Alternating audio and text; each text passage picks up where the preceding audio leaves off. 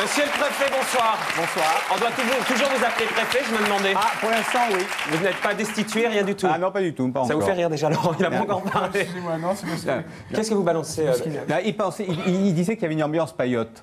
Et effectivement, incontestablement, depuis le début. Ce serait pas moi le délinquant ce soir. Remarque, ça me fait rire. Et monsieur le préfet, on doit dire qu'on est content que vous soyez là, mais on est extrêmement étonné également parce qu'on n'a pas l'habitude que des gens qui sont en plein milieu d'un procès parlent à la télévision. Et vous aviez d'ailleurs accepté de parler en plein milieu vraiment des audiences. Et puis il y a eu un concours matériel qui a fait que vous n'avez pas pu venir. Et là, vos avocats là-bas sur place, ils disent à nos petits copains journalistes, de toute façon, qu'est-ce que vous voulez qu'on y fasse? Il est incontrôlable, Bonnet. Donc, s'il veut aller à la télé, qu'il y aille. C'est quoi? C'est que vous n'avez plus rien à perdre? Ou alors, c'est comme on le dit, vous avez un ego tellement dimensionné que vous prenez tout ce qui est possible de Non, prendre. c'est une troisième. Il y avait une troisième réponse possible, c'est que j'ai rien caché. Donc, par conséquent, effectivement, je le montre assez simplement. Quant à l'ego, non.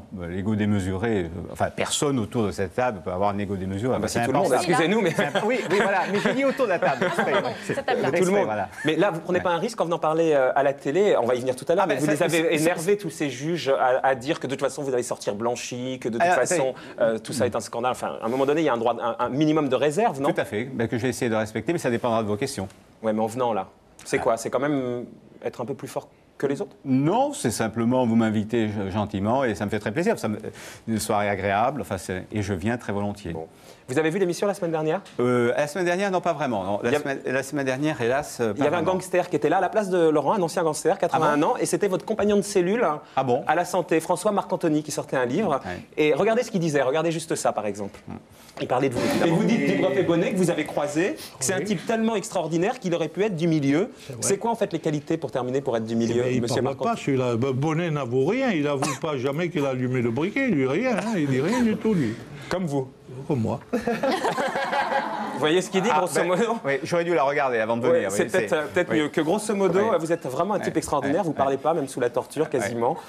Vous avez des choses à vous reprocher apparemment, puisque même un spécialiste, pas lui, hein, l'autre, François Marc-Anthony, il était là la semaine dernière, dit que, grosso modo, vous n'avouerez jamais. Non, mais attendez, pour avouer, il faut avoir quelque chose à avouer. Non, mais c'est pas parce qu'on n'avoue pas qu'on a quelque chose à dissimuler. Non, je crois que tout simplement. Mais cet hommage est assez inattendu. Je vous cache pas, je suis assez surpris. Il faut que vous m'expliquiez quand même un truc, parce que si vous n'avez rien à avouer, moi je sais pas, on va pas refaire sur tout le procès ici, autant que le jugement est long en janvier. Je crois que ça ennuierait tout le monde. Ouais, mais moi il y a un truc que je comprends pas. Oui. Comment vous expliquez que tout le monde, mais alors tout le monde, les journalistes qui ont fait un travail d'enquête et pas les plus nuls des journalistes, vos ex-amis, votre directeur de cabinet, qui vous a suivi quand même à chacune de vos affectations, en tout cas les dernières. Quelques-unes, oui. Le patron de la gendarmerie, qui était quand même un proche, les 7 là maintenant co-prévenus, dont ceux dont je viens de citer. Enfin, tous ces gens-là disent, bon Bonnet, on a compris, l'histoire, c'est il est droit dans ses bottes, il a voulu montrer que le chef chez lui en Corse, c'était lui, il a filé l'ordre et maintenant il se rétracte. Tout le monde le dit, l'écrit, après enquête, ou ceux qui vous connaissent le mieux. Alors, ça, c'est assez intéressant. Alors, tout le monde l'écrit, ça, je n'ai pas vu beaucoup d'écrits. Alors, Moi, je vous le dis, hein, parce que... je vais vous dire, moi, je réponds très simplement. Ce côté seul contre tous, c'est un peu ça. Alors, dans le box des accusés, c'était marrant. D'ailleurs, il y avait les gendarmes en Corse. Ils étaient dans la rue en France continentale, ce qui est assez surprenant. Et simplement, dans le box, on ne va pas du tout faire le procès, mais simplement pour vous dire que ce n'était pas seul contre tous, vous en avez 5 qui disent ne m'avoir jamais rencontré. Oui, mais avoir reçu votre ordre, quand même. Ah oui, mais attendez, non, mais c'est l'homme qui a vu l'ours. Enfin, je veux dire, c'est... Et vos proches, alors, ou alors vos proches, là, Pardini et Mazères, ils disent l'un et l'autre que vous leur avez filé l'ordre. Je ne veux pas profiter d'une émission comme ça en direct. Non, mais comment vous l'expliquez? C'est tout à fait normal. Je veux dire, c'est tout à fait humain. Enfin, vous ne pouvez pas imaginer ce que c'est que l'enfer, la souffrance nerveuse quand ils ont fait 2 mois de prison. Vous ne pouvez pas imaginer ce que ça peut être. Donc, par conséquent, acculé. Vous croyez? Il est assez normal. Attendez, acculé, il est assez normal de chercher une porte de sortie. Et franchement, je ne critique pas. Et vous ne cherchez pas une porte de sortie, vous, en disant qu'il y a un complot contre vous? Pourquoi vous n'assumez pas? Le mot est excessif. C'est le mot que vous avez employé. Non, je vais préciser, le mot est excessif. Non, je ne parle pas. Moi, j'assume. Justement, je crois que ça, c'est un point important. Quand on est préfet quelque part, ce qui se passe de bien ou de mal, on doit l'assumer. Donc, par conséquent, si les services de l'État ont fait des bêtises, je dois assumer. Mais assumer, ça ne veut pas dire... Il faut reconnaître qu'on a donné un ordre qu'on n'a pas donné. Et je vais prendre un exemple qui est très vieux, il y a 30 ans. Ça va vraiment beaucoup vous rajeunir. Enfin, 30 ans, oui, j'avais 2 ans, moi. Voilà, c'est pour ça que je voulais... Et alors, ça se passait à La Rochelle. C'était après les accords d'Évian. il y avait quelqu'un de l'OAS, enfin, je ne sais pas si vous vous souvenez. Enfin, c'est oui, l'OAS, jusqu'à là, on voit ce que c'est. Ouais, on est un peu inculte à la télé, mais quand même, il ne faut pas exagérer non plus. Voilà, très bien. Non, mais vous aviez 2 ans, c'est pour ça. Oui, mais l'OAS, on a travaillé quand même depuis. Et alors, il se trouve qu'il s'évade d'une prison. Que fait le général de Gaulle? Il sanctionne le préfet. Il est pour rien. Non, mais il le sanctionne. Non, mais attendez, je ne peux pas vous laisser. Parce que c'est. Non, mais attendez, laissez-moi continuer. Oui, il est très grand. Ça veut dire que quand on est dans un poste, s'il y a un dysfonctionnement dans le service de l'État, quand on est préfet, on est responsable. Oui, mais encore très bien. Mais vous savez bien que ce n'est pas du tout ce qui vous est reproché. Ce n'est pas du tout d'être responsable de couvrir les gens, vos subordonnés. C'est le fait de les avoir envoyés au front. Donc, ce n'est pas du tout ce qu'on vous reproche. Et quand moi. Sans rentrer dans le fond du dossier, ce qui m'hallucine, c'est que quand vous êtes rentré au début du procès, au moment de l'ouverture, vous avez dit, et vous l'avez répété, vous allez voir ce que vous allez voir, justement, on va tout balancer, vous alliez faire des révélations explosives, je vous cite, et c'est vraiment 3 semaines, si on doit les résumer, c'est un peu beaucoup de bruit pour rien. On n'a rien vu du tout quand même. Alors, ça tombe bien que vous disiez beaucoup de bruit pour rien, parce qu'il y avait quelque chose de très important. Et qui est devenu inaudible, vous vous souvenez de cette fameuse cassette? Évidemment, la cassette, la conversation où vous révéliez... Voilà, et vous savez ce qu'il y a dans cette cassette? Non. Il y a une phrase qui est très importante. S'il y a un endroit où il est absurde d'aller, c'est chez Francis. Et c'est dans la cassette. Seulement, c'était tellement inaudible qu'on n'en a pas parlé. Voilà. Mais je ne veux pas refaire le procès là maintenant. Non, là, franchement, aucun intérêt. En tout cas, mais en fait, c'est important parce que c'est le seul élément matériel quand même. Ouais, enfin, cet éventuel complot, en tout cas, même vos avocats, ils n'ont pas du tout défendu. Ils n'ont pas été. Il y a 2 choses différentes. C'est pas le complot. C'est l'utilisation, à un moment donné, d'un fait assez exceptionnel. Écoutez, des gendarmes qui se font prendre en train d'incendier une paillote, des brûleurs de paillotes, il y en a plein encore. C'est la première fois qu'on en arrête, ce sont des gendarmes, ce sont d'autres gendarmes qui les arrêtent. À qui le dites-vous, ouais. Non, mais attendez, et ce sont d'autres gendarmes qui les arrêtent. C'est quand même rarissime. Oui, mais ceux-là, ils ont laissé tellement de preuves un peu partout qu'à un moment donné... c'est sûrement sur le thème faute avouée est à moitié pardonnée, ça va être pour ça. Mais simplement, ce qui est important, ce qui est très important, non, je crois qu'il faut faire très attention quand on parle de ces choses-là. Ouais. Et c'est pas complot. Simplement, il y a utilisation immédiate de cette paillote pour faire quoi? Pour expliquer ensuite qu'il faut changer complètement de politique en Corse parce que finalement la politique de l'État de droit. Ah si, vous croyez que c'est ça l'histoire? Attendez, lisez. Enfin, vous croyez que c'est ça? Pour vous, c'est votre théorie? Attendez, c'est pas seulement celle-ci. Et puis ça permet de cacher un certain nombre d'autres choses, de dissimuler. Et c'est pas du tout un complot. C'est ce qu'on appelle une instrumentalisation. Ce qui est différent, ça se passe après et pas avant. Est-ce que vous avez vu qu'il y a Jean-Pierre Chevènement qui est donc venu puisque vous l'avez fait citer. Il a dit grosso modo il y a 3 possibilités. Oui. Soit c'est un fou, il a donné l'ordre. Oui. Soit il exclut aussi, je peux vous dire. Enfin, il a cité en théorie. Oui, enfin en théorie, il a dit soit c'est en théorie. C'est comme ça que vous l'avez compris. Mais pas du tout. Il s'est exprimé sur ce sujet. Oui, il en a dit. Souvent. Soit il a donné l'ordre, soit il est tellement bizarre ce type qu'il a créé un climat tellement délétère. C'est pas ce qu'il a dit, j'y étais. Excusez-moi. Non, c'est pas du tout. Il a dit il n'a pas pu empêcher la situation de se développer. Que par conséquent, vous faisiez régner un climat tellement infect que vos hommes ont cru vous faire plaisir, quoi, grosso modo. C'est pas lui qui a dit ça. Il a dit que c'était la deuxième possibilité. Oui, il n'a pas du tout dit ça. Ça revenait à ça ou à peu près. Ou alors la troisième, il n'excluait pas le complot. Mais vous attendiez quoi de lui qui vienne balancer, dire oui, on a contourné Bonnet? Pas du tout. Il a dit des choses très claires. Il a expliqué ce qu'était la politique de l'État en Corse en 1998. Il a simplement dit que le préfet il était là pour l'appliquer. Et il l'a dit de manière très claire. Lui est venu. Vous vous êtes trouvé convaincant? D'autres ne sont pas venus. Oui, ça on comprend. Mais j'ai cité personne. Est-ce que vous êtes trouvé convaincant? Avec qui? Dans le procès. J'ai peu parlé, mais effectivement, je crois qu'effectivement, ce que j'ai pu dire, en tout cas, est conforme à ce que je dis depuis 2 ans et demi. C'est une grande richesse de jamais changer d'avis. Surtout quand on a bien préparé sa défense. Non, préparer, c'est pas tellement une défense. Il suffit de dire les faits, de dérouler les faits tels qu'ils sont passés, et ça évite de changer Jamais vous dites, finalement, c'est peut-être moi qui suis à côté de la plaque et je me raconte une autre histoire. C'est tellement dur à vivre, moi qui étais sous les ordres de la République, et que finalement, jamais vous dites, peut-être que depuis 2 ans et demi, je déraille. Non, je vais vous dire, je me le dis pas, et pour une raison très forte. Parce que vous parlez de la paillote, ce qui est quelque chose de très important. Mais le souvenir le plus fort que j'ai de Corse, c'est pas la paillote. C'est quoi? Et je vais vous le dire. Le 6 février 1998, vous vous en souvenez sans doute, il y a un homme qui marche à 200 mètres du palais de justice d'Ajaccio. Il va rejoindre son épouse. Il est 21h. C'est Claude Érignac. C'est Claude Érignac qui est assassiné de 3 balles dans la nuque. Prédécesseur. Mon prédécesseur. 7 mois après, j'ai un Corse, les yeux dans les yeux, comme vous êtes là, qui vient me dire qui a assassiné mon prédécesseur. Alors je vais vous dire, ce souvenir-là, l'intensité dramatique de ce souvenir, il est tellement fort que très honnêtement, les 4 planches brûlées sur le domaine public maritime... C'est même plus ma question, parce que vous vous arrangez pour donner vos réponses. Pas du tout. Mais c'était quoi ma question? C'était quoi ma question? Elle était intelligente. Non, mais je ne me rappelle plus moi-même. Je vous jure, je ne me rappelle même plus de ma question, parce que vous m'embarquez dans un truc... Quel rapport? Si, mais tout à fait. Vous vous souvenez plus de... C'était quoi ma question? Attendez, j'y réponds. Mais non, mais est-ce que vous en souvenez? Comment se fait-il que vous ne vous souveniez plus de la question? Non, c'est moi qui vous la pose. Est-ce que vous vous souvenez de ma question?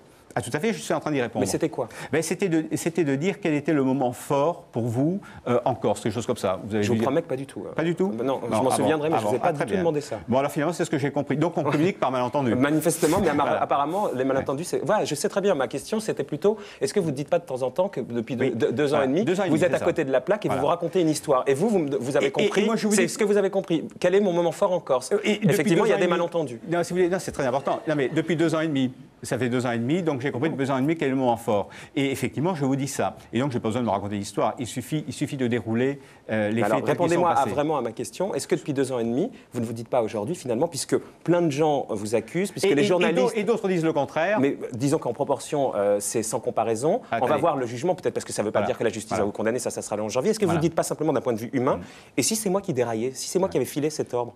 Je m'en serais aperçu, quand même. Vraiment, je vous dis. Mais peut-être pas souvenu. Je l'aurais... Non, pas du tout. J'aurais assumé... J'ai toujours assumé les ordres que j'ai donnés. Toujours. C'est un grand principe, et je dirais, d'hygiène publique. Là, vous avez peur pour le 11 janvier? Vous êtes dans quel état? Non. Bon, écoutez, je suis devant vous. Oui, je suis devant vous. Non, je veux dire, c'est très simple.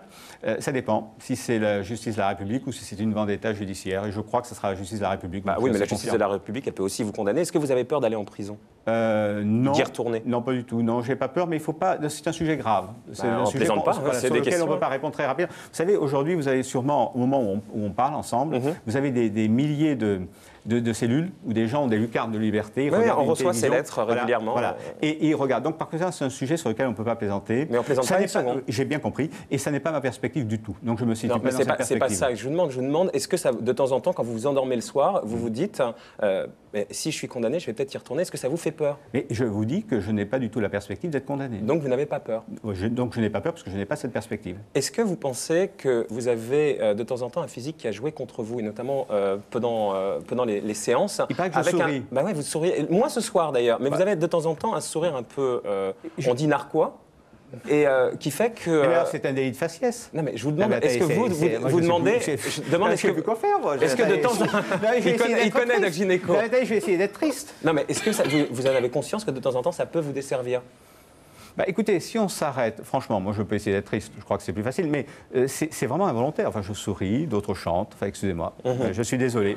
Non, mais il n'y a pas de quoi. Je ne recommencerai pas, mais je vais essayer d'être triste. Non, mais c'est pas ce que je vous demande. Mais vous me dites, je vous demande, est-ce que de temps en temps, est-ce que vous avez l'impression que ça vous dessert? Je vous demande si vous avez l'impression et vous me dites, comme si je vous reproche votre physique. Non, moi franchement pas du tout, non, je sais pas. Vous êtes quoi, super en ce moment, et on peut le comprendre après 2 ans et demi, disons, d'un parcours un peu compliqué quand on a été préfet de la République, vous êtes devenu parano? Oh, pas du tout, non, ça franchement, non. Je pense que je m'en serais aperçu, non. Pas du tout, non. Si je peux me permettre, on a l'impression quand même un peu. Ah, c'est pas très gentil, mais venant de vous, ça m'inquiète, parce que là, c'est un propos d'expert. Oui, c'est ça. Donc, ça m'inquiète un peu. Mais on a un peu cette impression-là, que vous êtes un peu sur écran et que vous comprenez des questions qu'on ne vous pose pas et vous répondez à des... Non? Je ne sais pas si c'est votre impression, moi je ne peux pas. Écoutez, je ne peux pas la contester. Laurent, il dit, j'espère que ça ne tombe pas sur moi, non? J'espère qu'il ne va pas me demander mon avis à moi. Je vais le demander à Bruno. Si, il faut, au contraire. Bruno. Au contraire. Qu'est-ce que t'en penses?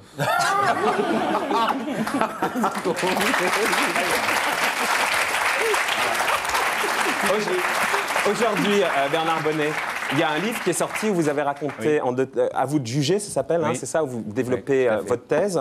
Mais pas simplement sur les paillotes, enfin. Non, sur tout le reste, vous dites, vous êtes prisonnier de vos pensées, que vous comptez vos amis et que votre famille subit cette histoire au quotidien. Vous pensez que quel que soit le jugement, vous allez sortir de cette histoire? Oui, mais vous imaginez bien qu'une telle histoire aussi médiatisée fait des dégâts. Alors le problème, c'est que ça fait surtout des dégâts dans sa famille, dans ses proches et chez ses amis, parce qu'on peut se défendre tout seul. Mais donc, effectivement, ça laisse des traces. Oui. Si vous aviez un reproche à vous faire à vous, peut-être votre attitude en Corse, je ne dis pas que vous avez brûlé les paillettes, j'en sais rien. Votre attitude en Corse, vous sortiez avec 20 gendarmes autour de vous. Non, pas du tout. Je vais vous dire, mon prédécesseur a été assassiné. J'avais reçu des menaces de mort très précises et le gouvernement a souhaité me protéger. Mais simplement, vous savez, un reproche ma question, vous avez compris ma question, c'est que là-bas en Corse, on vous reprochait d'en faire trop, évidemment de se protéger, c'est un minimum, de s'en faire trop autour de vous, de rester dans la préfecture. Je veux dire, jamais quelqu'un ne serait venu me voir pour me dire qui avait assassiné mon prédécesseur si j'avais eu l'attitude que vous me dites. Et ça n'a pas été ça. C'est pas moi qui vous le dis, attendez, c'est tout le monde qui vous le dit. Non, pas tout le monde. Tous les Corses. Non, attendez. Beaucoup de Corses. Je viens de Corse. Écoutez, j'ai dédicacé pas mal de livres, je peux vous le dire. On ne sait rien sur lui, on sait juste que c'est le mec qui brûle les paillotes. Mais raconte-nous un peu, c'est vrai ça. Qu'est-ce que vous voulez savoir? Là, il a dit un truc bien, je viens de Corse, il a dit. Voilà. Ouais. Et alors mais pas de Guadeloupe. C'est nul. Vas-y, dis, d'où vient Non, mais pour Il vient de Corse, il n'est pas né en Corse. Hein. Non. Ah, Je crois que c'est l'heure là. Non, mais non, il est réveillé là. Bruno. Non, mais je crois que c'est l'heure. Non, mais simplement pour répondre. rien sur lui, je sais pas, je le connais pas. Mais bien. qu'est-ce que vous voulez savoir, Bruno? On peut Sur sa vraie histoire, celle dont vous avez failli parler. Sur ce qui s'est passé là-bas, mais ça, il faudra attendre le Mais jugement. non, je sais pas, c'est qui. L'avant paillote, très- c'est ça? Ouais. Bah, avant Payotte, Sabine, il était droit dans ses bottes. Hein, ça, il plaisantait pas. Hein. Ah bon? Bah, tout le monde le disait. Ah bon, écoutez. ouais. Dans Non, mais les- alors, vous parliez de l'erreur. Je vais vous dire quelle erreur j'ai Voilà, commise. allez-y. Alors, et celle-ci est assez lourde, je la confesse. C'est-à-dire que j'ai voulu médiatiser ce qu'on a fait. Alors ça, c'est une erreur magistrale, parce que ça agace tout le monde, et ça, c'est une erreur que je confesse. Voilà. Et je ne suis pas sûr que ce soir, je ne médiatise pas trop non plus, en vous entendant. Vous n'êtes sûr ou vous n'êtes pas sûr? Je ne suis pas sûr. C'est-à-dire? Ben, c'est-à-dire, Vous pensez que vous en Je faites- doute, je doute. Vous je doutez. doute. Vous doutez beaucoup, Bernard Bonnet? Ça m'arrive assez souvent, mais je le dis trop rapidement, ce qui fait que c'est suspect. Bon. Il faut vous souhaiter quoi? Ben, de pouvoir revenir vous voir, l'air encore plus détendu. Autrement, vous nous regarderez. Ça, très honnêtement, ça, je veux dire que... Je ne sais pas si c'est une attente. Je Vous voulez peux pas nous dire quoi? imaginer Que une vous seconde. allez zapper, vous Je n'allez peux pas nous regarder, ou alors attendez, vous imaginez je peux pas y aller je en ne peux pas prison? imaginer une seconde que ce soit une attente de votre part. Non, non, parce qu'on se voilà, connaît pas. d'une part. Et d'autre part, je ne peux pas imaginer une seconde que ce soit Je viendrai te un sauver. avenir. Si je t'enferme, je viendrai te sauver. Voilà. Ah, mais non.